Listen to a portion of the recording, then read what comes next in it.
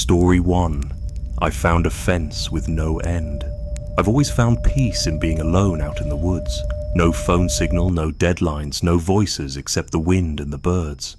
It started as weekend getaways, then longer. By the time I planned that solo hike through Cherokee National Forest, I had it mapped out with near religious attention to detail. 5 days in, 3 days out. Following old forestry roads and game trails through the southeast stretch where the undergrowth thins and the ridgelines run quiet. I wasn't looking for anything, just space to breathe, but I've come to believe some places don't want to be found, and others, I want you to find them. By day 3, my legs were worn and I was running low on water. I had this spot marked by a creek bend where I planned to refill and rest. But halfway there, I spotted something strange cutting across the slope below. A glint of rust where no trail should be. Curiosity's dangerous when you're alone. I left the trail, bushwhacked down about 50 yards, and there it was. A wire fence, old, sagging in places, almost hidden beneath years of thorn vine and deadfall. It wasn't barbed, just simple livestock wire, rusted deep red and strung tight between leaning wooden posts. I figured it might have been part of some long-forgotten boundary, maybe a farmstead or ranger grid. But what got me was how far it stretched. I walked one direction, then the other. The damn thing just kept going. No gates, no signs. Just the wire.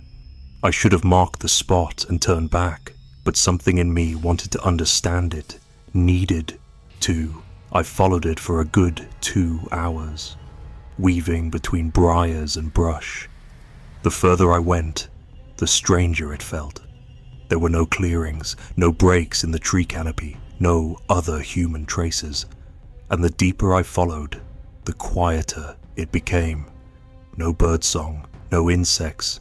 Even the wind felt like it didn't belong anymore. Just this heavy silence clinging to the trees. Around late afternoon, I realized I'd veered way off my route.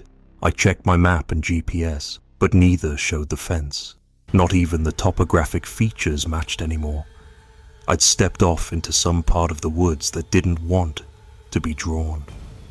I should have turned around then and there. Instead, I set up camp a few yards off the fence line, told myself I'd rest, get my bearings in the morning, and make my way back to the main trail. That night, the woods didn't sound right. Not just quiet, wrong. I laid awake long after my fire burned low, feeling like I was being listened to. Not watched exactly, just noticed, like something knew I was there. I kept my headlamp and knife within arm's reach, more out of habit than fear. I don't spook easily. But something about that stretch of woods stirred up an old kind of dread, deep in the spine, not the skin. Sometime after 3 a.m., I woke to a sound that stopped my breath mid-chest. It was soft, rhythmic, metal under strain. A low clink. Then again, clink. Like a taut wire being pulled just enough to vibrate. Not wind, not an animal brushing it. It was deliberate. I sat up slowly, heart punching behind my ribs. I turned off my headlamp, letting the moonlight adjust my eyes. The fence was maybe 30 feet away, veiled behind some thin saplings. The sound came again. Clink. Then footsteps, barely there, slow, measured, pacing. I crouched at the edge of my camp and watched. A shadow moved along the fence line. I swear it didn't make a single sound on the leaf litter, just the wire, twitching slightly as it passed. I waited, crouched, until my thighs ached. It moved one direction, then stopped, then came back, always along the fence, never speaking, never reaching for the wire. Just pacing, like a dog on the other side of a closed door. I don't remember falling asleep, but I must have. I woke up with morning light and a knot in my gut. The air was cold, the ground is damp. I packed quickly and decided not to follow the fence anymore, but when I checked my compass, the needle spun, twitching like it was caught in a magnetic storm. GPS was dead too, just a blank screen and the low whine of signal loss. I started walking northwest by sun, but the terrain didn't change, just more trees, more fences. I tried circling away. No matter how far I cut, the wireline found me again, like I was tracing a loop I didn't know I'd entered. Around midday, I found something hanging on the fence, an old canvas satchel, sun-bleached and shredded at the straps. I didn't touch it. There was something written faintly on the flap, a name, maybe, or just a word rubbed down to its final letters. Ah, Elter. I backed away and kept moving. That night, I didn't light a fire. I ate cold jerky, drank the last of my water, and slept with one eye open. And again, around 3 a.m., it returned. The same steps, the same wire tension clicking in the dark. Clink, clink, clink. But this time, it stopped. I held my breath. The silence felt heavier than noise. Then I heard a new sound, soft, low, like someone drawing breath through cracked lips. Not a voice, not a word, just breathing, waiting. When the sun came, I ran, picked a direction and moved until my legs burned. I don't know how many miles I covered. Hours passed, then more. I finally broke through a thicket into a clearing, and there it was. The same fence, still stretching in both directions like it had never moved. But something was different this time. On the other hand, for the first time, I saw something that wasn't trees. A small post, maybe 4 feet tall, painted red once, mostly peeled now. A wooden sign nailed to the top, words burned in uneven strokes. Stay on this side. I turned and ran in the opposite direction, finally hearing birds again. My compass settled, GPS flickered back to life. And I found a ranger trailhead a mile or two later, half-rotted, barely used. But it got me out. I've hiked dozens of forests since then, but I've never returned to that stretch of Cherokee. I tried to report it once, to the Forestry Service. They smiled politely, handed me a brochure, and told me I must have crossed into one of the old survey zones. Boundaries forgotten by time. But I remember that sound. Clink, clink, waiting. And sometimes, even now, I'll wake up just past 3 in the morning, eyes wide in the dark, listening for metal under tension, wondering if I ever really left. Story 2. The Woman Who Walked Upslope. We weren't supposed to be on Bloodroot that late in the season. October up there hits colder than you expect, soaked with mist and silence, like the trees are holding their breath for winter. Me and Jared, my cousin on my dad's side, we'd hiked it before, but never past September. That year, though, he was going through something. Wouldn't talk about it, just said he needed to go out, off-grid for a few days. I wasn't doing much, so I said sure. We packed light, threw the gear in the truck, and hit the trail with one of those cheap trail permit slips tucked under the windshield wiper. Just us, the woods, and 4 days between switchbacks and Cold Creek crossings. The first 2 days were clear and quiet, unusually dry. We had a decent time, slept off the side of the trail, cooked beans in foil, and drank from the springs like we used to. It was the 3rd morning when the fog rolled in, thick stuff, wet as rain, and stubborn, clung to your skin and seeped into your gear. We almost turned back then, but we'd come too far, and Jared had this look in his eyes like turning back wasn't an option. So we pressed on, climbed higher toward the timberline, where the trees thin out and everything starts feeling still, like you're too high for the world below, but not quite high enough for whatever lies above. We saw her around noon, a woman, maybe 50 yards up trail, half shrouded in the fog. She was walking uphill, barefoot, a long, dark raincoat trailing behind her like it didn't even touch the ground. Her hair was hanging wet against her neck, and she wasn't carrying a thing. No pack, no water, no gear, just climbing, slow and steady. Her arms never moved much, just hung at her sides. We slowed down. Jared raised a hand to wave or say something, but she never looked at us, never turned her head, just kept moving. We figured she was local, someone odd, maybe half feral, but harmless. Bloodroot runs through a patch of old homestead country, and sometimes you see folks who never really left the mountain. We said nothing, just passed her, heads down, but something about it stuck, her pace, her blank face. The way her feet didn't seem to slip or slow despite the incline and slick leaves. Jared muttered under his breath, "She ain't even leaving, Prince." It sat with us all afternoon. The fog thickened and the light dimmed faster than it should have. We stopped talking, just kept moving, eyes scanning for a good place to set up camp. But there was this feeling in my gut like we were being watched, only not from behind, from above, like something was always just up ahead, waiting. We made camp in a saddle between two ridges. It was barely flat enough to sleep on, but we didn't have many options. We set up, ate cold rations, and tried not to mention her, but after a while, Jared broke the silence. "You remember that old story? About the woman who climbed Bloodroot forever?" I shook my head. "No." He nodded slowly. "Dad told it once. Said there was a woman who lost her boy in the woods, back during the cold days.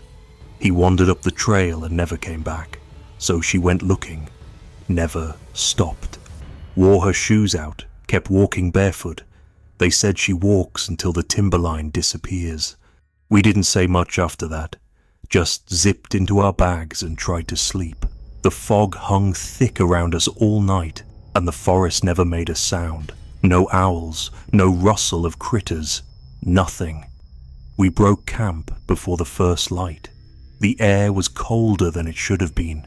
The trees around us looked warped, leaning in odd directions like they'd grown out of step with time.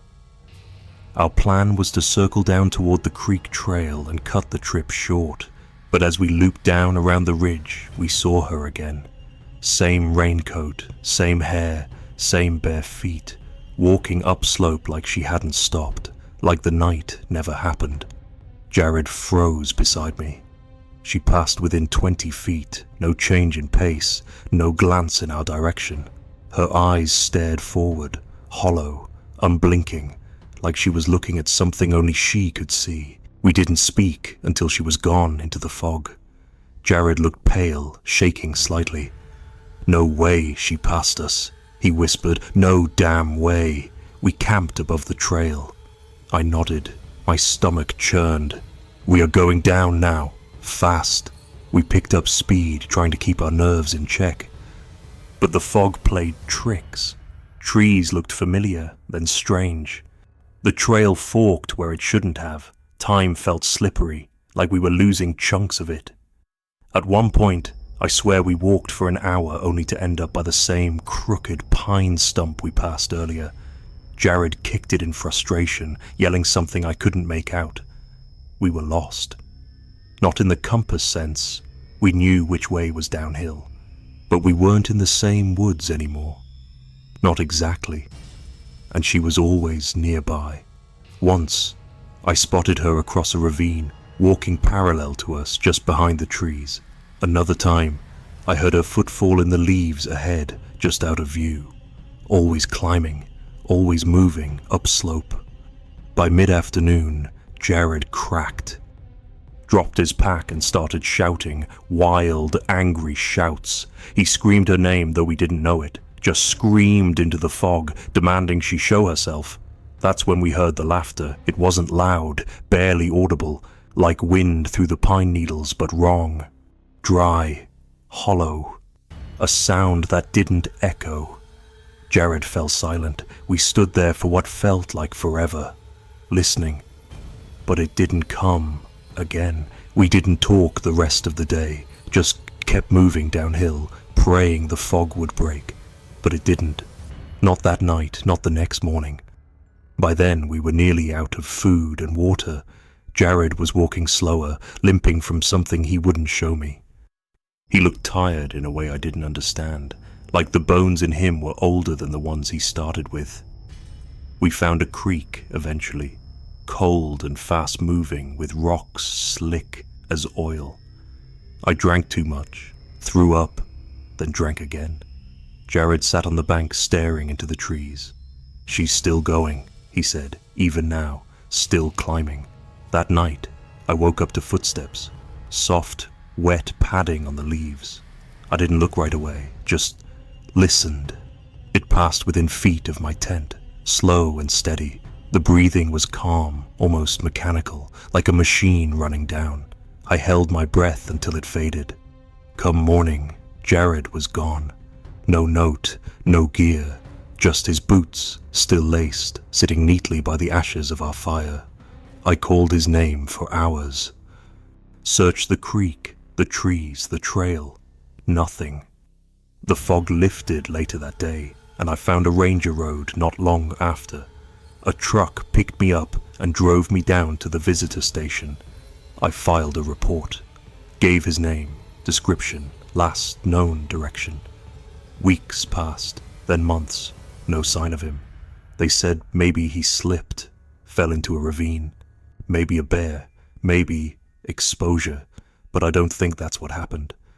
Sometimes when I close my eyes, I see that trail again, the slope, the fog, and ahead, always climbing, is a figure in a long raincoat, bare feet, silent against the mountain, still going up. Story 3. Our fire wasn't alone. That night, we were the kind of people who romanticize the idea of getting lost. You know the type. Mid-20s, bored of cities, burned out on jobs we didn't believe in. So when Jared suggested a weekend backpacking trip through the Cumberland foothills, it sounded like exactly the kind of unplanned freedom we needed. Me, Jared, my girlfriend Beth, and his girl Sarah. 2 couples, 1 borrowed tent, a pile of discount gear, and a gas station map that might have been older than we were. We weren't survivalists. We just wanted to disappear into the trees for a couple days and pretend the world didn't exist. The trail was overgrown but passable, leaves thick underfoot, roots slick with late September dew. We hiked deeper than we should have, chasing some ridge Jared thought he remembered from a trip his uncle took when he was a kid. There weren't any signs, just the crunch of leaves and the dull ache in our calves. We kept laughing though, teasing each other about bears and snakes and banjo-playing hillfolk. The usual ignorant nonsense you say when you don't really believe in anything worse than bad weather. By dusk, we found a clearing that sloped gently to the east. Someone had camped there before, circle of stones for a fire, flattened ground. We pitched our tents, cracked beers, and built a fire that crackled warm into the cold air. I remember the smell of smoke mixing with Beth's shampoo, and how peaceful it all felt. We told stories, roasted hot dogs on sticks, passed the bottle back and forth. By midnight, the fire was lower, the beer nearly gone, and conversation had drifted into long stretches of silence broken only by the wind. That's when Sarah pointed through the trees.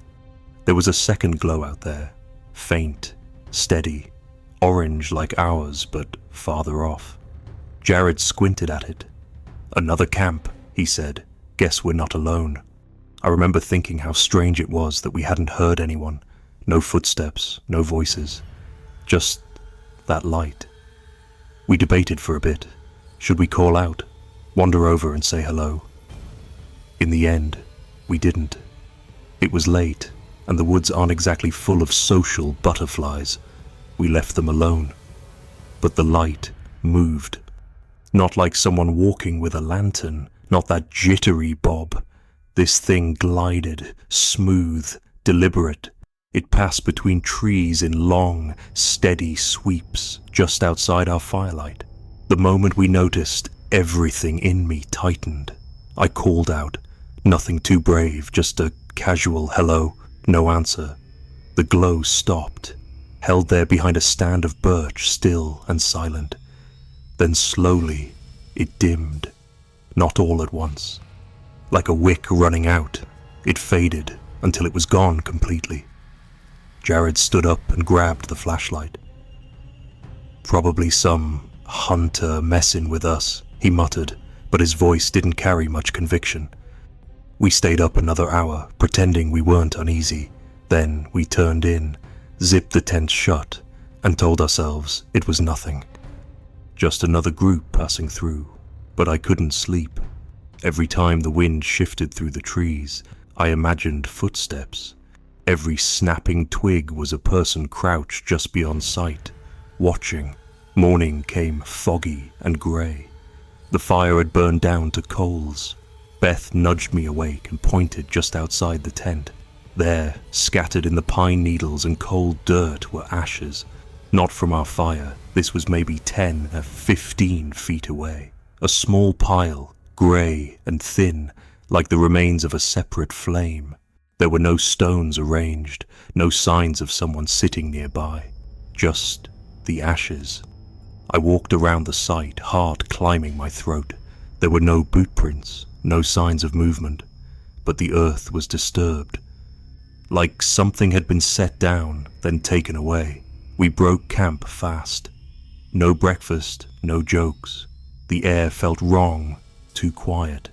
Like the woods were waiting for something. Jared tried to laugh it off, but even he kept glancing back over his shoulder. We took a different route out, one that followed the creek downhill. The trail had mostly disappeared by then, washed out or forgotten. The map didn't help. We hiked in silence, the only sound the slap of our packs and the occasional call of a crow overhead. At one point, we came across a makeshift blind. Sticks leaned against a fallen log, half covered in moss. Inside were bones, small ones, rabbit maybe, but they'd been arranged into a circle. Beth turned away. Sarah whispered something I couldn't hear. I didn't ask her to repeat it. By late afternoon, we passed a rusted metal drum set into the slope of a hill. It was empty, dented, and the ground around it had been scorched. I didn't stop to look closer, none of us did. We made it back to the car by sunset, shaking and quiet. Jared kept saying he was done with the woods. Beth wouldn't even look back. We didn't talk much on the drive home. We just watched the trees blur past the window, that same strange feeling still clinging to us like smoke. A few weeks later, I found something folded into the bottom of my pack. A strip of bark, thin and dry, curled at the edges. I didn't put it there. On the inside, pressed into the flesh of the wood, was a dark handprint, smudged, child-sized. I burned it in the kitchen sink. I haven't camped since. But sometimes I dream of that second fire, the way it moved through the trees, silent and steady, the way it faded like it was never there. And in the dream, when I wake in the tent and unzip the flap, the ashes are not outside anymore. They're inside, right beside me, still warm. Story 4, The Cabin with No Trailin'. I was trying to find the old fire tower on Dunn Ridge, a forgotten one, barely marked on a 1970s ranger map I'd picked up at a flea market in Crossville. I'd spent the last couple years chasing obscure landmarks in Appalachia, old surveyor posts, collapsed rail spurs, derelict weather stations, but this one, this tower, had become a bit of an obsession. It wasn't on any modern map. No trail signs pointed the way. Just a faded red dot on brittle paper and a hand-penciled note beside it. Last seen, 1979. That kind of mystery has a way of sinking its hooks in. I drove up the Forest Service Road past mile marker 19 and parked where the gravel turned to moss. From there, it was just me, the ridge, and the quiet. No cell service, no GPS. I'd planned a 2-day loop, bushwhack up the west side, tag the tower, then cut down the drainage on the east. I had good boots, a decent compass, and enough freeze-dried food to last 3 nights if things went sideways. I didn't tell anyone where I was going. I rarely do. The climb up Dunn Ridge was harder than I expected. Steep country, too many blowdowns. Old mountain laurel thickets that caught at my sleeves and whispered when I passed. The kind of forest that seems to watch you back. Around hour 4, I lost the sun behind cloud cover, but I kept pushing. I just crested a low saddle when I saw it, tucked between 2 limestone outcroppings like it had always been there. A cabin, small. 1 window, 1 door. Sloped roof with old green tin shingles, a little rusted at the edges. The wood siding was sun-bleached and splintered, but the structure stood straight. The strangest thing was how completely hidden it was.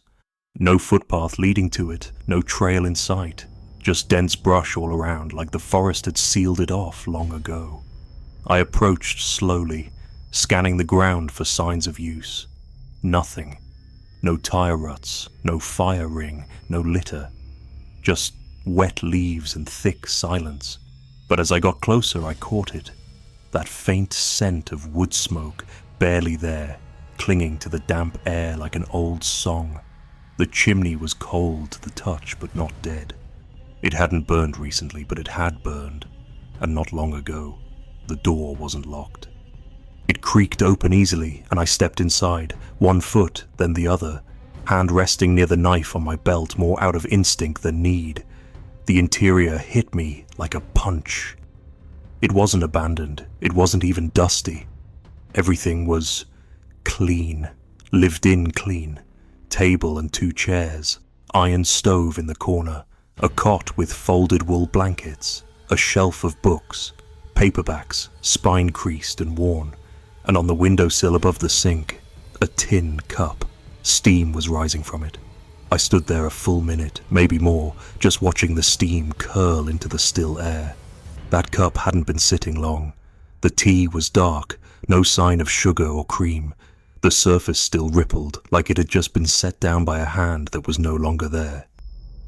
I backed out slowly, heart drumming in my throat. I left the door open, didn't look back. I don't remember how long I hiked before I stopped. I just know that I didn't make camp that night. I kept walking until my legs burned and the trees thinned, and I finally collapsed near a game trail. I slept in fits, never truly resting, waking every hour to check the darkness for movement, for sound. The next morning, I tried to find the cabin again. Part of me didn't believe it had really been there. Maybe I was dehydrated, maybe I was exhausted. I backtracked up the ridge using landmarks I'd marked in my head, bent saplings, split stones, but it was gone. The rocks were there, the saddle too, but the brush had closed up. No sign of footfalls. No crushed leaves, just forest. I went back the next weekend, and the one after that. Never found it again, but sometimes, even now, I'll catch the smell of wood smoke on a still morning, too far from any fire, too strong to be carried by wind. And once, just last month, I opened the back of my truck after a long hike, and there on the floorboard was a tin cup I'd never seen before. Still warm, still wet, no tea inside, just that faint scent of chamomile and ash. I left it where I found it. I don't chase fire towers anymore. Story 5. What we found at trail marker 13. We were 17, maybe 18. Dumb with invincibility and thick with summer sweat. High on the kind of fear you chase when the real world hasn't bruised you up yet. There were 5 of us. Me, Caleb, Jonah, Ryan, and Kate. We'd heard stories about Linville Gorge, about the old mining trails that twist out past the maintained sections where the markers stop being helpful and start being something else. Warnings, maybe. Leftovers from a time when people feared the woods for reasons that didn't make the papers. That night was supposed to be about ghost stories and getting scared just enough to laugh. But what happened was something none of us could explain. Even after years of silence and distance, something we still don't talk about, not really. It started with a challenge. Caleb dared us to do the trail at night. No GPS, no phone lights, just headlamps and an old paper map we barely read. We parked by the pull-off near the overlook, where the brush creeps over the road like it's trying to pull it back into the woods. The trailhead was choked in fog, thicker than it should have been for early August, but we went anyway. You do that sort of thing when you're trying to prove nothing scares you. We joked at first, stomped louder than we needed to, called out to nothing like we were waiting for the woods to answer. About an hour in, the trail narrowed, and we started seeing the markers, wooden posts, hand-painted numbers in white. They looked old, some leaning slightly but still standing. Someone had put care into them once. Marker 10 passed, then 11, then 12. That's when the energy shifted, even if we didn't say it out loud. I remember the quiet, not the peaceful kind, but the heavy, unnatural kind, where the birds stop and the air presses against your skin like a held breath. We came around a bend and saw it. Marker 13. Only the number had been scratched out, carved deep with something sharp.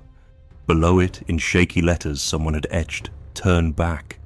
Of course, we didn't.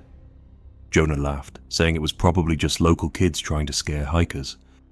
Ryan took a picture. Kate looked uneasy, but didn't argue. Caleb. He walked right up to the post and ran his fingers along the carving like it meant something more to him than to the rest of us. Then he stepped past it into the darker part of the trail, where the trees arched low and close, forming a kind of tunnel. We followed. 20 minutes later, Caleb was gone. No scream, no rustle, no crash of movement. 1 second he was ahead of me, maybe 10 feet, and then he wasn't. I thought he'd veered off to relieve himself. I called out. No answer.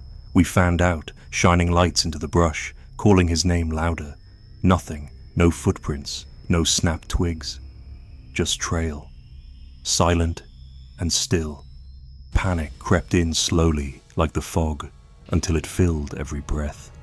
We argued about whether to call for help, but we were miles from a signal, and deep down, we all felt it.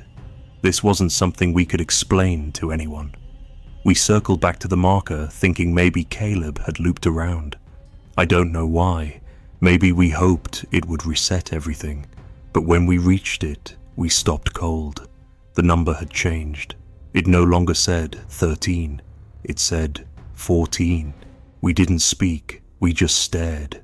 The carving was different, not scratched, not hasty, painted, white, neat, like it had always been that way. The warning was gone.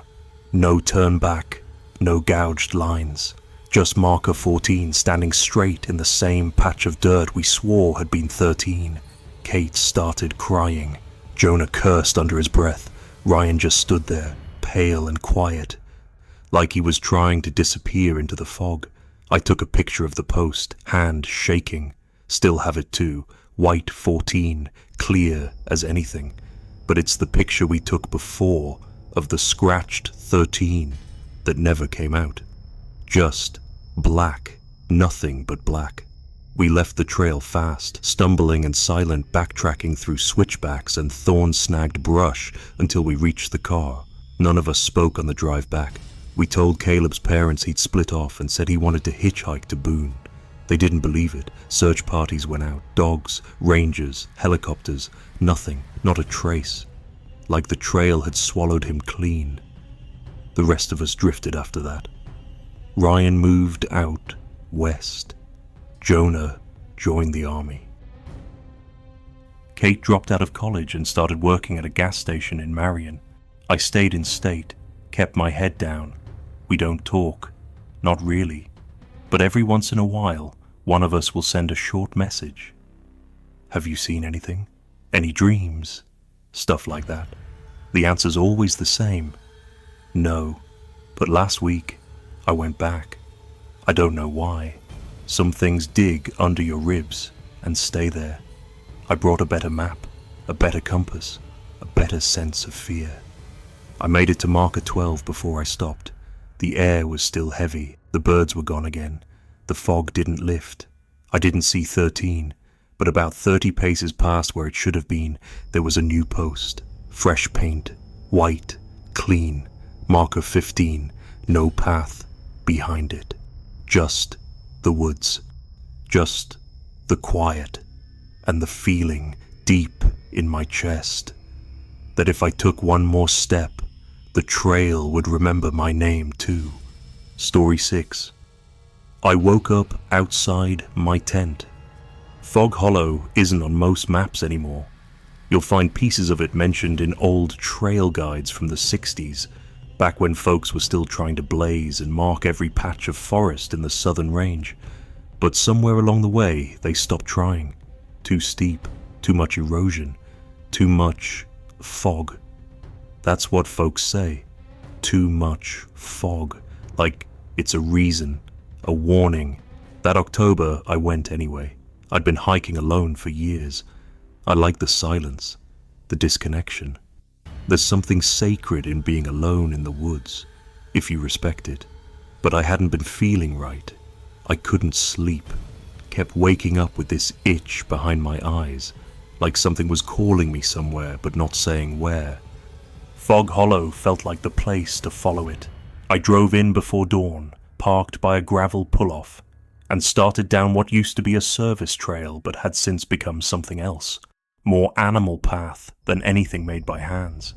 The fog was there almost immediately, thick as milk, wet and clinging, coiling around the trees like it was alive. I'd heard people say the mist there never lifted fully, that it clung even in summer. They weren't wrong. Everything was quiet, too quiet. No birdsong, no rustle of squirrels, just the squelch of my boots and the low hum of wind that never really moved anything. I hiked about 10 miles before making camp. The terrain was difficult. Rocks slick with lichen, deep gullies that didn't show up on topo maps. I found a flat spot near a stand of old spruce and set it up before dark. I double-checked everything. Tent zipped, rainfly taut, food hung far off, boots inside the vestibule. I even checked the zipper again before slipping into my bag, like some part of me already knew not to trust what came after sleep. That night, the forest felt off. I'd camped in quiet woods before, but this was different. The silence wasn't natural. It pressed down like weight on your chest. Even my breathing felt too loud. The fog had thickened while I slept. I saw it through the mesh of the tent, coiling, dense, not drifting but creeping. It didn't drift past trees, it wrapped them. I don't remember dreaming. Just that I closed my eyes to darkness and opened them to trees. I was outside, flat on my back, still in my sleeping bag, not beside my tent, 20 feet away at least. The canopy above was pale with fog light, and the air was colder than it should have been. I lay there for a second, trying to figure out if I was dreaming, drugged, or dying. Then I turned my head toward the tent. It was zipped shut, fully shut. No tears, no disturbance. My boots were beside me, neatly placed side by side. The laces had been tied together at the ends in a tidy, deliberate bow. I sat up fast. My muscles ached like I'd been dragged. I scrambled to my knees, heart punching through my ribs. My gear was still there. Backpack untouched, water bottle capped. But everything was damp. Even inside my sleeping bag, it felt like I'd been outside all night. I stumbled to the tent and unzipped it. My ground pad was still inside. Everything is undisturbed. Except for one thing. Hanging from the tent pole, tied with a strip of thin vine, was a pine cone. Not just any pine cone. It had been hollowed at the base, packed with ash, and wrapped in some kind of woven thread. I didn't touch it. I went to splash water on my face and caught my reflection in the metal lid of my cookpot. That's when I saw the mark. Something had been drawn on my forehead. Not carved, drawn, with mud or ash, or both. A shape, circular, with lines radiating out like sun rays, but wrong, uneven, sharp, in places. The lines seemed to blur at the edges, like they didn't want to stay in place. I tried wiping it off and it came away with a smell, earthy, smoky, and sour, like rot under wet leaves. I packed everything fast. Didn't even eat. I just wanted out. The hike back took twice as long. The trail didn't match what I remembered. Places I swore I passed on the way in were gone. A gully that had been shallow now dropped steep and deep. More than once I doubled back to find my own footprints veering off in directions I never walked, and the fog never lifted, not even by noon. Around the 6th mile, I passed a tree with carvings, not initials, not hearts, just scratches, repeating. Deep gouges that spiraled downward like someone had started at the top and dragged a blade down while spinning in slow circles. I didn't stop studying it. I made it to the pull-off by early evening. My car was there, but something was tied to the driver's side mirror. A bundle of sticks bound in twine, hanging by a strip of vine just like the pine cone in the tent. I left it, got in, drove, didn't stop until I hit the next town with a signal. I've searched for the symbol. Online, in books. I even emailed a couple anthropology professors under fake names. Nothing. The closest I came was an old Cherokee sun motif, but even that wasn't quite right.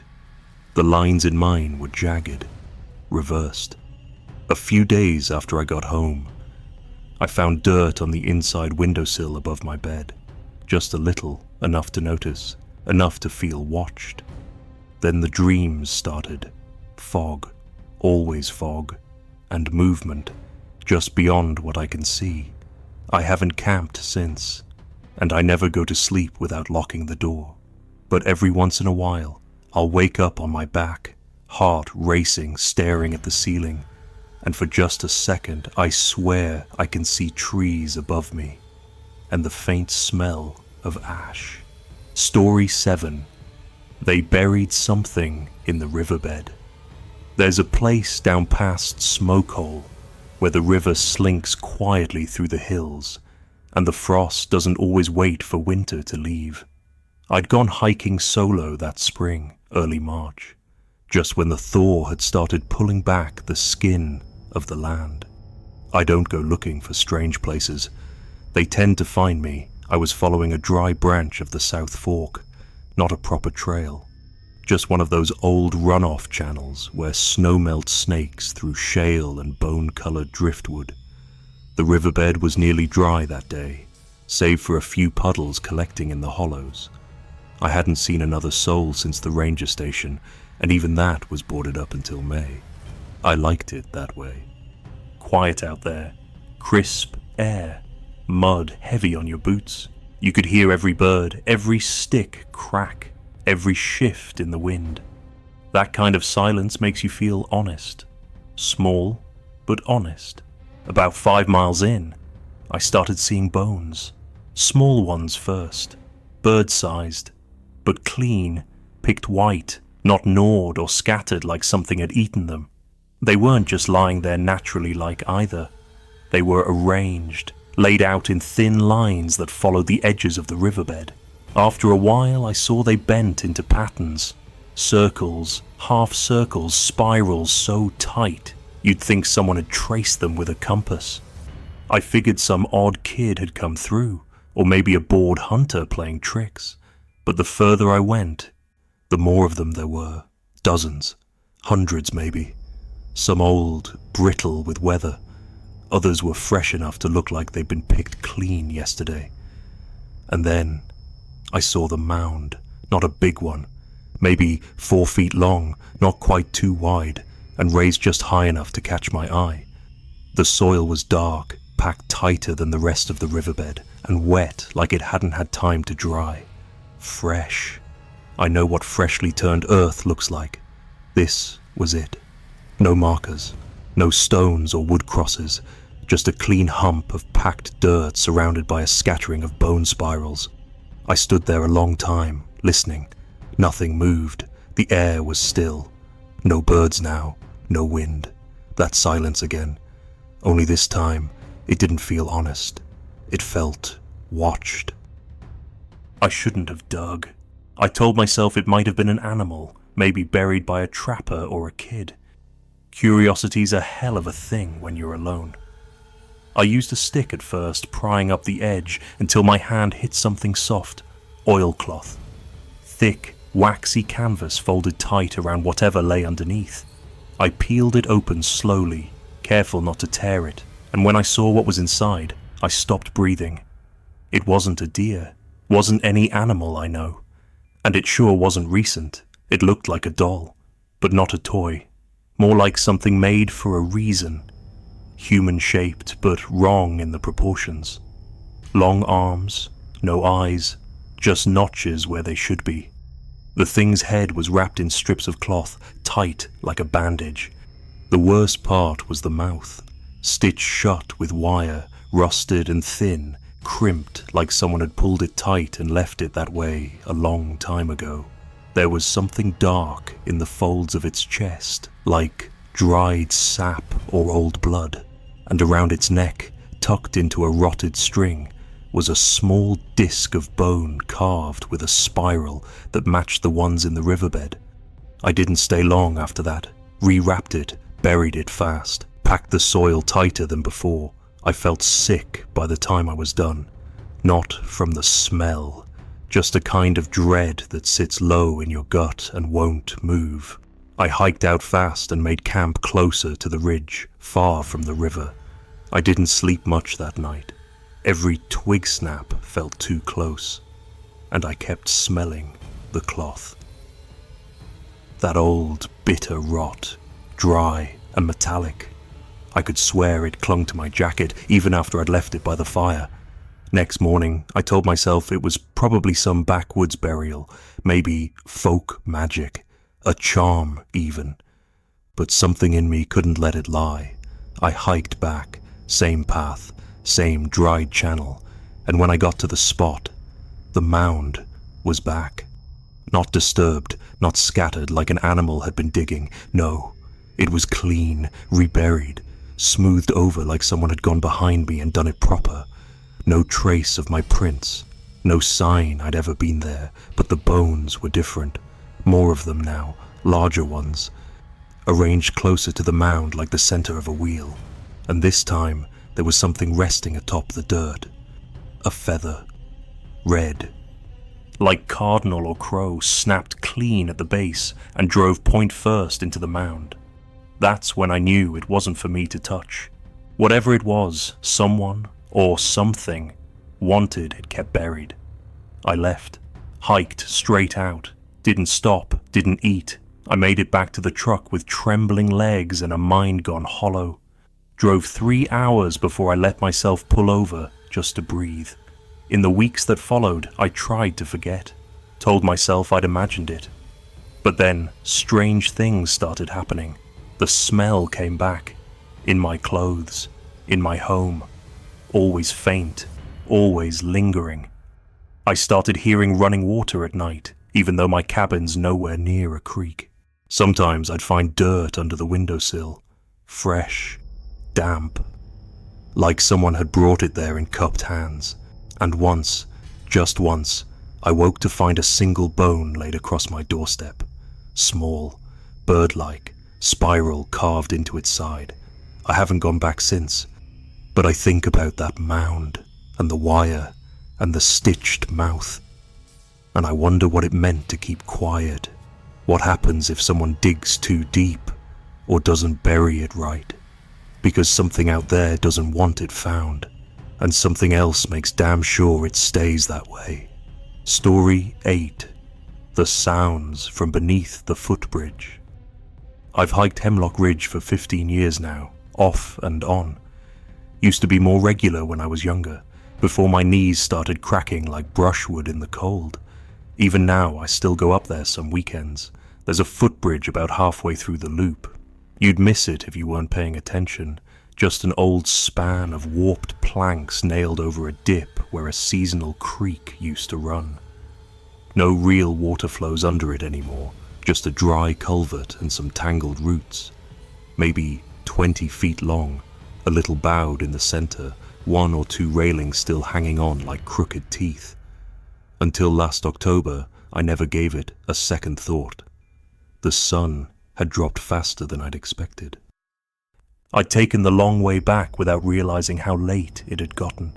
Should have turned around, but I figured I knew the way well enough. There was a little mist curling through the trees, not heavy, just that thin veil that lays low over the ground when it's still warm enough to breathe, but the air's starting to change. I had my headlamp in my pocket and one of those cheap LED flashlights in hand, the kind that runs off 2 AA batteries and eats through them like candy. I saw the bridge ahead and slowed. Something about it felt off. Not wrong, not yet, just different. The air was heavy, still, no wind, no frogs chirping in the creek bed like they usually did that time of year. I stepped onto the first plank and it gave the usual creak, but it sounded deeper, like the sound echoed downward, into something. Halfway across I heard it, breathing, not the wind, not mine, not the shuffle of leaves. Breathing, wet and slow, like someone lying under wet blankets trying not to cough. The sound wasn't far away either. It was right below me. I froze, halfway across, and leaned down instinctively, aiming my light at the gap between the slats. The beam didn't hit anything. No dirt, no roots, no leaves. Just black. Not shadow, black. Like the light wasn't reaching the ground, like there wasn't ground at all. The breathing continued, a labored rhythm that seemed to track my own pulse. When I stepped forward again, just 1 foot, the sound followed, step for step, always beneath me. It wasn't scurrying or scrambling like a raccoon or a fox. It matched my movement exactly. I tested it, stepping once, then stopping suddenly. The breathing stopped, too. I turned my light to the edge of the bridge and crouched, shining the beam down off the side. I expected to see maybe a fox, a deer tucked in the brush, even an old culvert pipe I hadn't noticed. But the flashlight beam just cut off, like the light itself didn't want to go under that bridge. I tilted it, leaned forward, even dropped a rock to listen for a thud. Nothing, just silence, except for that thick breathing that started again the moment I moved. I thought about calling out, "Hey, you okay down there?" Something like that. But something in me went tight, like when you wake up from a nightmare and you're not quite sure you're alone. I didn't speak, just stood there, unsure which direction to take, back the way I came or forward off the bridge. Then I did something I regret. I dropped the flashlight. It slipped out of my hand, hit the edge of the bridge, and rolled. I watched it tumble off the side like a slow blink, light still on, and then it vanished. Not fell, vanished. No impact sound, no beam swinging in the brush. 1 second it was visible, the next it was gone. The breathing stopped, dead quiet now. Even the trees seemed to wait. I backed up a step. The board beneath me groaned, not from my weight, but like something tugged it from below. Then I felt it. The bridge shifted just a little, like something underneath had pushed up, testing the nails. I ran, didn't care how slick the boards were, didn't care how fast my heart pounded. I sprinted the last steps and didn't look back until I hit solid ground. Even then, I only turned once and all I saw was the empty bridge behind me. Nothing moving, no breathing, just stillness, like it had never happened. I didn't sleep that night. I thought maybe I'd imagined it. Trick of light, a bear huffing in a hollow log. But the sound, it followed each step, mimicked it. I knew my rhythm. That's not an animal. That's something to watch. The next weekend, I went back, took the same route, same time of day. I brought a stronger flashlight this time, one of those bulky ones with a shoulder strap and a walking stick, just in case. The woods felt quieter than usual. Even the birds were absent. I reached the footbridge just as the sun dipped below the ridge. I stood at the edge again, same bridge, same missing rails, same warped planks. But something had changed. Nailed to one of the support posts was a strip of cloth, faded red. It looked like it had once been part of a flannel shirt. Beneath it, a small carving had been scratched into the wood. A spiral, rough, uneven, like it had been done with a pocket knife or a nail. I didn't cross that time, just stared at the carving, the way the wood splintered around it. Then I stepped back and took the long way around. 2 days later, I asked around at the bait shop near the trailhead. Old man Jack was there, living in those hills longer than I've been alive. I mentioned the bridge, didn't say what I'd heard, just asked if he knew anything odd about it. He didn't look at me for a long time, just kept packing his pipe. Then he said that creek used to run year-round, coldest water in the ridge. Folks used to say it had something in it. Not bad, just old. Then it dried up, maybe 20 years back, but some sounds stuck around. He didn't elaborate, wouldn't meet my eyes after that either. The spiral, though, I saw it again, once carved into the side of a birch near the overlook. Once etched in ash on the back window of my truck, just faint enough to miss unless the dew caught it right. I haven't gone back to the bridge since, but sometimes, late at night when the world goes quiet, I swear I hear it again, breathing just beneath the floorboards, keeping rhythm with my own. Last week, I drove past the Hemlock trailhead just before dusk. I hadn't planned to stop, but something pulled me in. I told myself I'd just check the old maintenance road, see if any ranger trucks were parked. No one was. I sat in the car with the engine running, staring down the tree line. Then I saw it. Low, steady light, just past the ridge. Not a lantern, not a hiker. Something deeper, pulsing like an ember in the lungs of the woods. I drove home in silence. That night, I checked the old trail map again, the printed one I'd kept since the early days. Right where the bridge sits, there's a tiny marking I never noticed. An X. No label, no elevation lines, just an X like someone wanted to remember, or maybe warn. I started having dreams, not violent, not bloody, just still. I'm on the bridge again, but I can't move. My boots are nailed to the planks. I feel warm breath rising through the cracks, and there's a sound, not quite a voice, but shaped like one. It doesn't speak words, but I understand. Come closer. I always wake up sweating, hands clenched like I've just pulled myself back from the edge of something I can't name. I boxed the old trail map yesterday. Tucked it in the attic with my gear. Haven't hiked since, but I still hear it sometimes. When the house creaks at night, when the wind's too still for too long, when my dog refuses to enter the back room. Something followed me home from that bridge, and it still knows my steps.